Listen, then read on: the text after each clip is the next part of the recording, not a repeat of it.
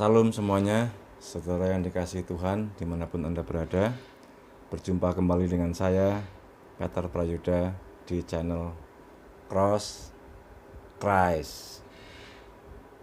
Saya berdoa kiranya Tuhan memimpin dan memberkati hidup saudara dimanapun saudara bekerja dan melayani Tuhan.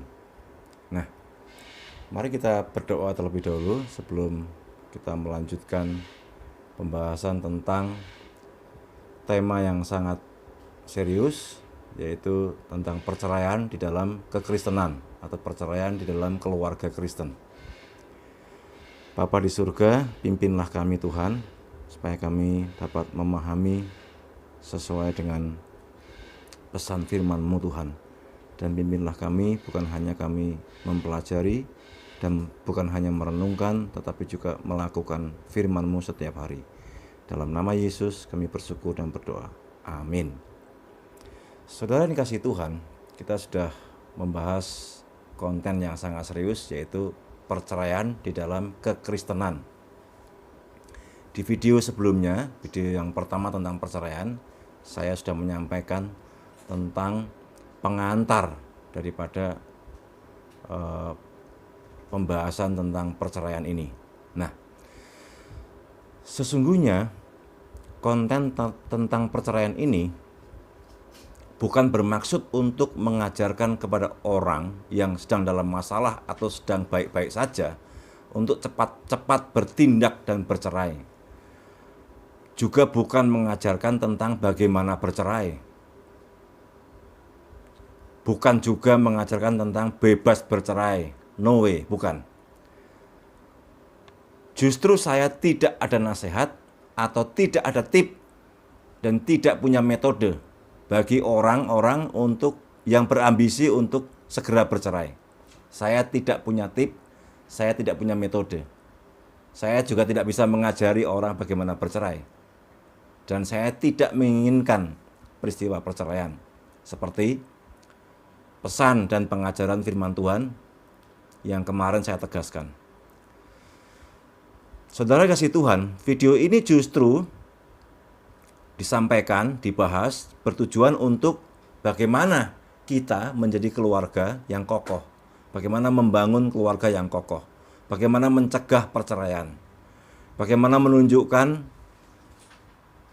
bahwa kita tidak diskriminasi dalam mempelajari dan mengajarkan firman Tuhan. Kita tidak boleh pilih-pilih teks, tidak bisa dan tidak boleh hanya mempelajari, mengajarkan teks-teks Alkitab yang indah-indah saja, yang enak-enak saja, yang gampang-gampang saja. Lalu tema-tema perceraian yang sangat serius, tema tentang pengadilan dan penghakiman ditinggalkan, dilewati. Tidak mungkin. Mengapa? Karena Alkitab mengajarkan tentang keluarga, tentang pernikahan, tentang pasangan yang sepadan, tentang perceraian, tentang perzinahan, tentang percabulan, dan tema-tema seputar itu. Bahkan tema-tema yang paling sulit yaitu hukuman bagi pemimpin, bagi pelayan, bagi jemaat yang jatuh dalam dosa. Itu harus diberikan sanksi. Tengok video saya sebelumnya tentang disiplin gereja. Nah, video ini juga bertujuan untuk menyiapkan kita bagaimana kita menjawab pertanyaan-pertanyaan orang, baik yang Kristen maupun yang bukan Kristen. Bagaimana kita menjawab jika orang non-Kristen bertanya kepada kita, kapankah orang Kristen boleh bercerai? Apakah ada panduan di dalam kitab suci kalian? Anda harus memberikan jawaban. Dan Alkitab telah memberikan panduannya. Sama halnya dengan tentang berdoa, tentang berpuasa. Banyak orang tidak mengerti bahwa Kristen ternyata nggak ada puasa. Ternyata nggak ada ajaran tentang puasa. Padahal Tuhan Yesus pernah membahas tentang berpuasa. Tuhan Yesus pernah berpuasa 40 hari. Ada yang mengatakan 40 hari, 40 malam. Tetapi sesungguhnya 40 hari. Nah, bagaimana prakteknya? Lalu kita sebagai orang Kristen, sebagai murid-murid Tuhan, dan dulu para rasul, bagaimana melanjutkan ajaran tentang doa dan puasa? Apakah juga harus 40 hari? Apakah juga tidak makan dan tidak minum? Seperti apa?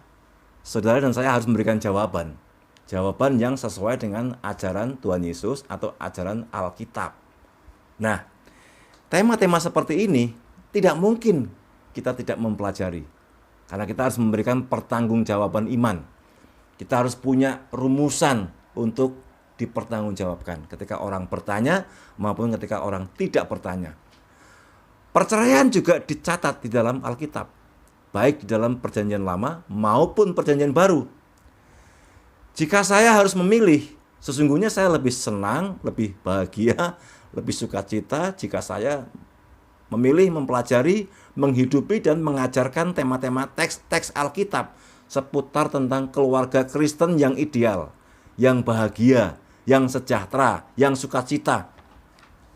Tetapi saya sudah membuat video yang membahas tentang tanda sejati dari gereja yang sejati. Yang pertama adalah pemberitaan firman dan pengajaran firman tanpa diskriminasi. Berarti saya harus konsisten bahwa tema ini pun tidak boleh dihindari, tidak boleh dikesampingkan. Kita harus juga mempelajari dan juga harus mengajarkannya. Mengajarkan firman Tuhan, bukan mengajarkan perceraian. Kembali kepada tema perceraian, video terdahulu kita sudah membahas tentang pengetahuan dasar keluarga Kristen. Satu Adam, satu Hawa. Apapun keyakinan seseorang, kalau orang itu meyakini bahwa Tuhan menciptakan manusia pertama itu Adam, satu Adam, berarti orang itu juga meyakini Hawa itu istrinya Adam yang diambil dari tulang rusuk. Yang sebelah mana tulang rusuknya yang diambil? Yang sebelah kiri atau kanan? Yang bawah atau atas? Yang tengah atau yang mana? Nanti ada video yang berikutnya.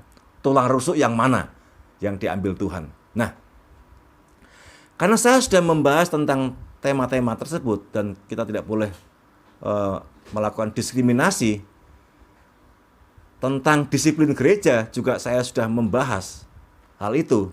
Maka tema ini pun kita harus bahas. Kita tidak boleh menghindari, tidak boleh melewatkan.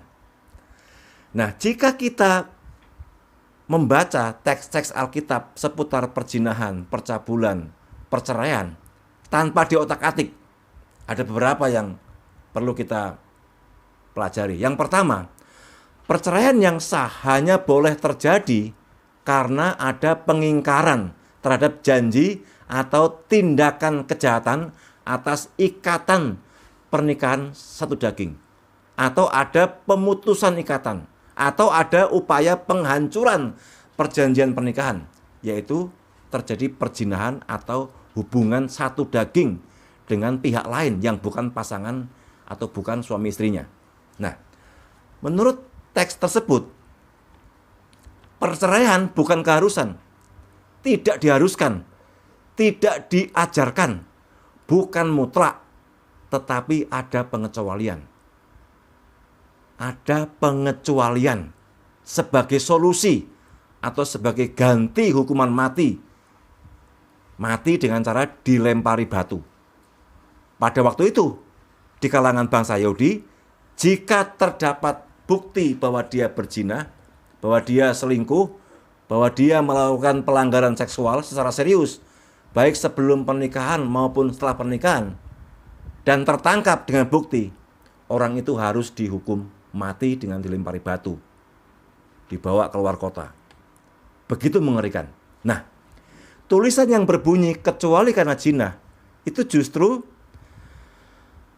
perceraian atau bercerai sesungguhnya adalah tawaran, solusi atau tindakan pengganti dari hukuman mati untuk konteks waktu itu.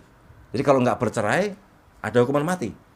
Sebelum ada tulisan atau ajaran tentang kecuali karena zina, pasti orang-orang yang berzina itu dihukum mati dengan dilempari batu. Nah, saudara dikasihi Tuhan,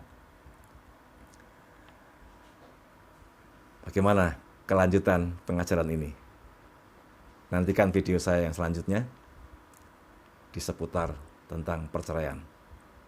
Ini tidak mungkin dalam satu video atau dua video, pasti akan sangat panjang. Tuhan memberkati saudara. Salam.